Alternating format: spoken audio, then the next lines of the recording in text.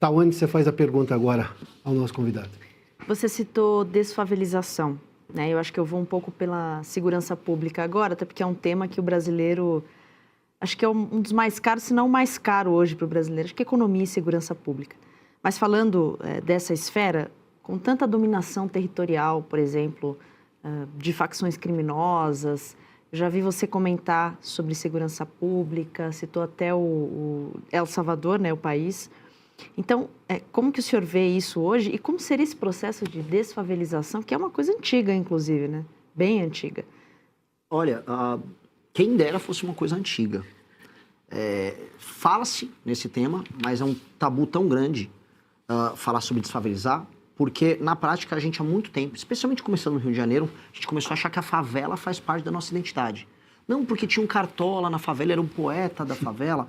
Você pode ser um poeta e não morar na favela. Acho que essas coisas... Você tem grandes poetas na história humana que não precisavam morar em favela. Você não vai justificar a ausência de saneamento básico, presença de tuberculose em populações humildes e comando naquele bairro por parte de facções com base num poeta ou num samba. Só que nós fizemos isso. Faz parte de um processo histórico muito destrutivo de autossabotagem que nós tivemos. Vou começar pela parte de segurança e eu vou chegar na desfavelização, porque essas coisas estão muito conectadas. Inclusive, no próprio Livro Amarelo 2, a gente junta uns pontos. A favelização, ela acontece no Brasil, ela acelera muito nos anos 60, 70, 80 e 90, que é quando a gente tem um boom demográfico, e é quando, no meio do regime militar, você tem a crise do petróleo, e aí toda aquela formação de capital bruto, ela se interrompe. O Brasil acaba caindo no lance da dívida externa, começa a parar aqueles mega investimentos, e aí a gente começa a sentir como o aumento da nossa infraestrutura diminui e o investimento urbano nas periferias, em casas e prédios, simplesmente não acontece. Então você tem um boom de pessoas nascendo, boom de pessoas migrando para as cidades, incapacidade do Estado em responder isso, e aí você tem a destruição das grandes cidades que passam a ficar altamente favelizadas. São Paulo, Belo Horizonte, Rio de Janeiro, todas as grandes capitais do Nordeste. E aí você criou aqueles bolsões. Nesses bolsões, o Estado não está presente. Ali e nas cadeias começam a surgir as facções. E aí você tem dois modelos de facção, dois modelos de administrar isso. O Comando Vermelho, que tem um modelo mais clássico, ele tem um modelo que eu chamo de horizontal. Você olha no horizonte o mapa, vai ser aqui, ó, essa área aqui é do Comando Vermelho, essa aqui é do ADA. Você separa o mapa. Comanda o espaço. Eles comandam o espaço. E ali dentro, eles usavam para vender droga, para beneficiar, às vezes, né? Pegar um pacotinho da droga, dobrar, botar os aviõezinhos. Depois eles começaram a colocar serviços. Hoje tem serviço até de internet tocado pelas facções. E do outro lado, o PCC veio com um modelo diferente. Começa na cadeia, pode ter também, quando interessa a ele, a dominação horizontal, mas ele faz a dominação vertical, que é a dominação das instituições. Invadem o Ministério Público, invadem polícia, invadem a política, invadem o judiciário, ONGs, empresas do mercado financeiro, combustíveis. Eles estão gigantescos, têm controle de toda a região. Laboratórios de análises clínicas que atendem várias cidades em São Paulo e funcionam. O problema do PCC é que ele funciona. Ele realmente distribui o combustível dele, a REAG atuava no mercado financeiro, eles funcionam e eles são mais difíceis de pegar porque é um inimigo mais invisível. Pois bem, veja que questões Uma ponderação, o Fábio fez menção a um ponto aí, desculpa, Renan, é a sofisticação com que o PCC atua, não é uma coisa grotesca, é criminoso, óbvio, ninguém está... Então na Faria Lima, eles têm doutores. Mas é uma coisa sofisticada, diferentemente do que era, por exemplo, aquelas facções do Rio de Janeiro. Sim. O Comando Vermelho... Desculpa, Fábio, só para complementar. O Comando Vermelho nunca conseguiu ter a sofisticação técnica do PCC. O Comando Vermelho é mais brutal. Tanto que o Comando Vermelho avançou no Nordeste, e eu pude viajar pelo Ceará e pegar. Eles estão tomando o Ceará. Muito por conta da fraqueza do governador. O governador não botou a polícia para resolver, porque não é que eles também contam com grandes tropas. Eles vão indo na ausência do Estado, vão se estabelecendo e tomando os locais. O caso mais bizarro é de uma cidade que chama Santa Quitéria. Tem urânio em Santa Quitéria.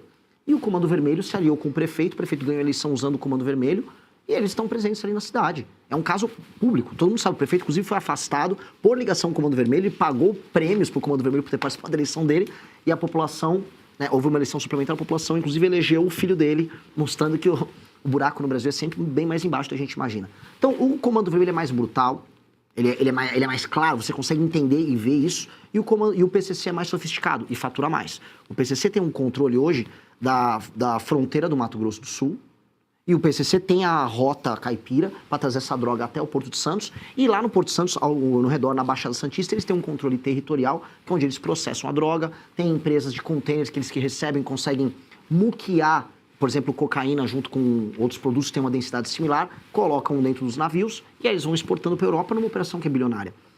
De um lado, nós temos que usar a violência do Estado de maneira muito clara e a alteração nas leis, a aplicação do direito penal do inimigo, para você fazer a tomada daqueles territórios e o Estado se restabelecer.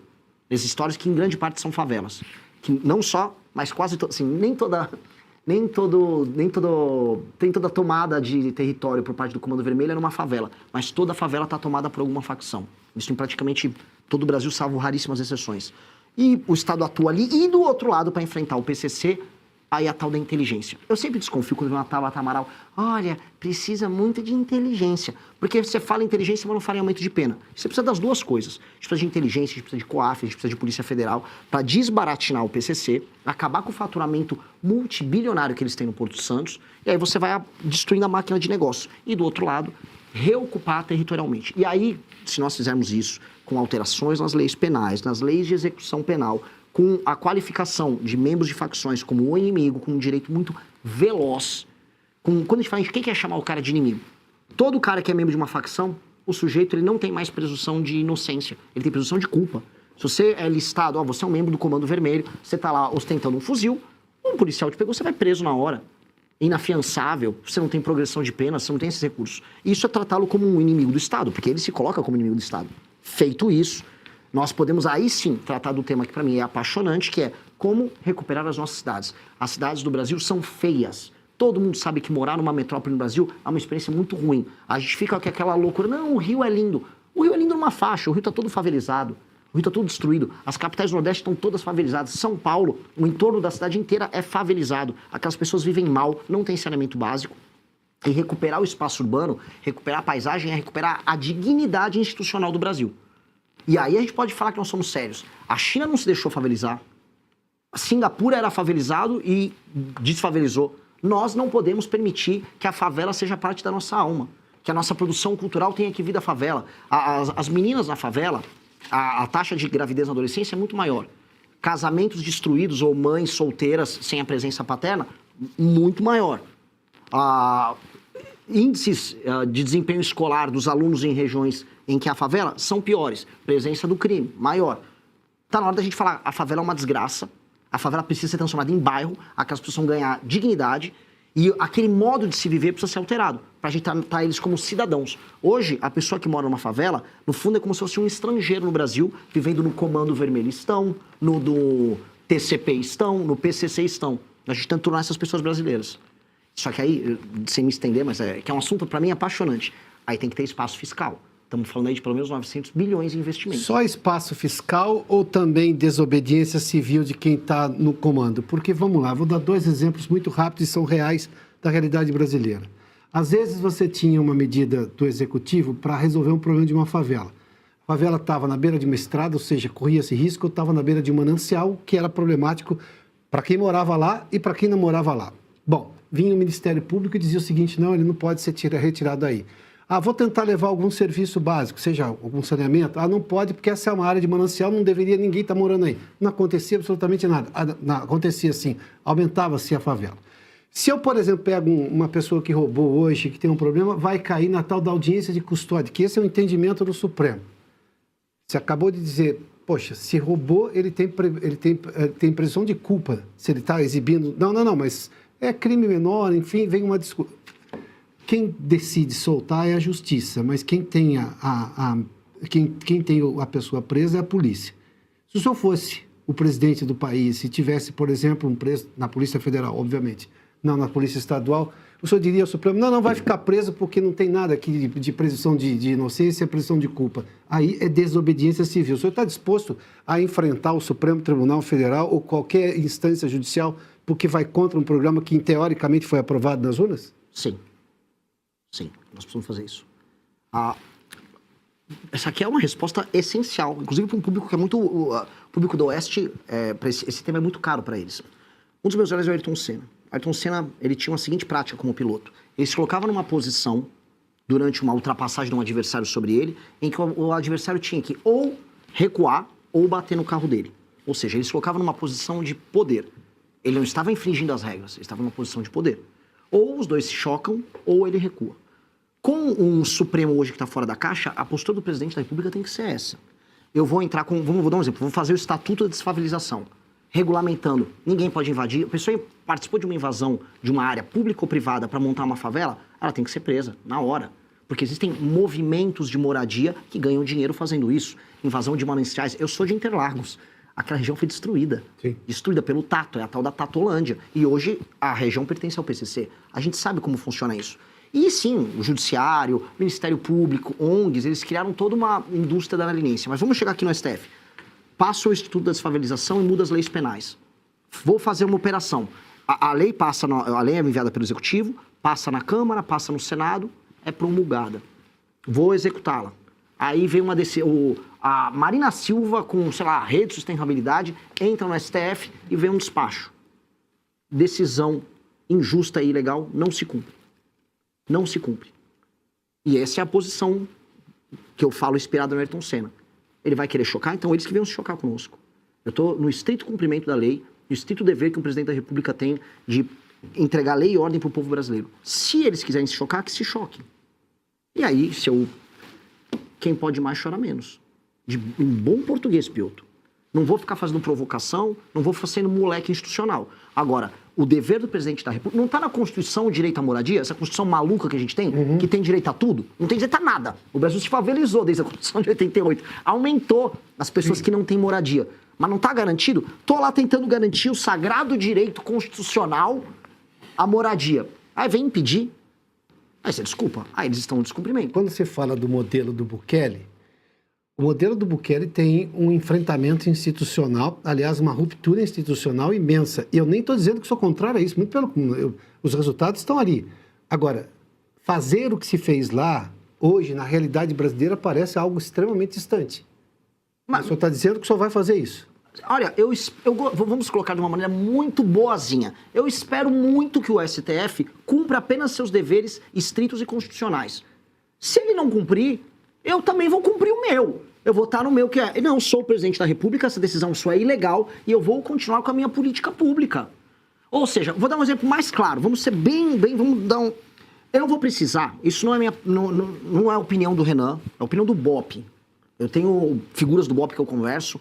O Busnello, o maior sniper do BOP, talvez, falou, Renan, todas as operações, que mesmo com o GLO, não funcionarão se você não tiver um estado de defesa específico naquela área, porque o traficante se esconde na casa da pessoa e você não tem um mandato. Como é que você vai pegar o traficante? Você vai precisar de um estado de defesa em que aí sim é permitido. Pois bem, passa o estado de defesa circunscrito a determinadas regiões, Santa Quitéria no Ceará, favela da Rocinha, todos exemplos anedóticos, mas tá aqui. Passo, mando pro Congresso, o Congresso autoriza, começo do nosso mandato. Vem a ONG com a Marina Silva, meu Deus, acabou a democracia. Entra no STF, STF não vai fazer. Eu vou fazer. Eu preciso fazer. Porque é minha função como presidente da República garantir a integridade do território brasileiro.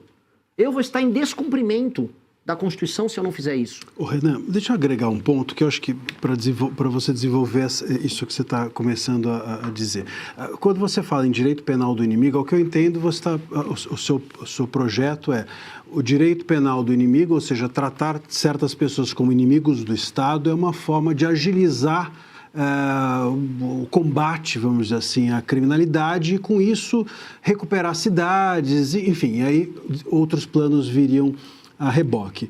Agora, nós estamos num estado em que o STF trata a todo mundo como inimigo.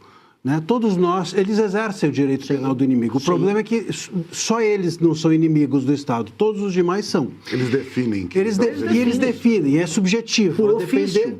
Pois é, e aí que o ponto, para que exista um riscar de chão e falar assim, esses são os inimigos do Estado, que a gente não caia nessa subjetividade que o STF criou, não seria necessário resolver antes o problema do Judiciário e do STF para depois, num Estado constitucional legítimo, nós conseguimos olhar para quem é ou não inimigo? Porque hoje tratar a qualquer pessoa como inimigo vai entrar num balaio de confusão que o STF criou a respeito de inimigos são todos aqueles que vão contra mim. Você vai criar mais inimigos do Estado para além dos que o STF já criou, se essa proposta for colocada em vigor, sem resolver o STF, você não acha? Marcília, a minha questão é, o Brasil precisa se resolver. E se eu vencer a eleição tratando dos temas como eu estou tratando, especialmente na área de segurança, isso é prioridade zero. Então existe aquele famoso lema, vou ter que trocar o pneu do carro com o carro andando. Nós vamos precisar fazer as duas coisas ao mesmo tempo. Eu não posso iniciar um mandato, vamos começar agora a colocar o STF na caixinha, enquanto isso não resolver o tema que me elegeu. E, inclusive, resolver o tema que me elegeu ajuda a colocar o STF na caixinha. Porque, como eu disse no exemplo anterior que eu dei, o exemplo da Ayrton Senna, STF, é isso? Vocês estão fazendo isso aqui? Eu comecei um governo novo que foi eleito, eu não tenho rabo preso com ninguém. O tema que me elegeu foi esse. Este tema, ele é um tema absolutamente banal do ponto de vista constitucional, defesa de lei e ordem, pressuposto do poder executivo, vão cumprir. Aí, eles vão querer criar os problemas. Se criarem os problemas dele, nós vamos olhar para eles enquanto estamos resolvendo os outros temas. Porque participar da resolução dos outros temas vai tirar o brasileiro de uma sensação que é muito presente na minha geração, que é a sensação do nada acontece. Nada acontece. Se eu entrar e ficar apenas na briga institucional, sem ir para a resolução material do problema, eu perco moral para participar da briga institucional. Então eu tenho que participar da resolução material. As pessoas, elas não vão conseguir enxergar. Porque mais um governo em que está tendo uma briga entre os poderosos. Ah, eles estão brigando, aquele noticiário, liga lá na Globo News. O presidente do STF afirmou nesta manhã. A pessoa está vendo, tudo bem, o traficante ainda está na porta da minha casa. Eu ainda tenho medo de ser assaltado. Então eu preciso fazer as duas coisas. E infelizmente eu não vou poder fazer como o Bukele, como exemplo que o Piotr deu. Porque o Bukele teve a oportunidade de olhar, entender que ele tinha uma força, ele acumulou o poder de tal modo que ele podia ir para cima de uma Suprema Corte corrupta, e aí depois ele fez as grandes operações dele. O caso brasileiro é diferente. Como todo país, as circunstâncias são diferentes, as correlações de poder são diferentes, e nós temos agora uma eleição em que as pessoas estão olhando para essas propostas e estão falando, há viabilidade, então vamos levar à frente. Vamos deixar eles errarem. Vamos dar a oportunidade do STF errar. Porque aí a pessoa não está vendo uma briga institucional quase bizantina nos termos. Não, porque a DPF do não sei o que. Não, não, não. O presidente quer matar o traficante e o ministro do Supremo não deixou, aí muda de figura. Aí a gente vai trazer para essa discussão que envolve instituições, povo. E eu vou falar pelas minhas andanças pelo Brasil. As pessoas estão falando de outros problemas. O STF é um tema muito comentado em centros urbanos. Ao redor do Brasil, as pessoas estão falando de outros assuntos. E vamos lembrar, o Lula ganhou a eleição em 2022 falando de outros assuntos para boa parte da população brasileira. Então, a população brasileira estava alheia a isso. Eu trago a população brasileira para esse tema se eu envolver os dois assuntos.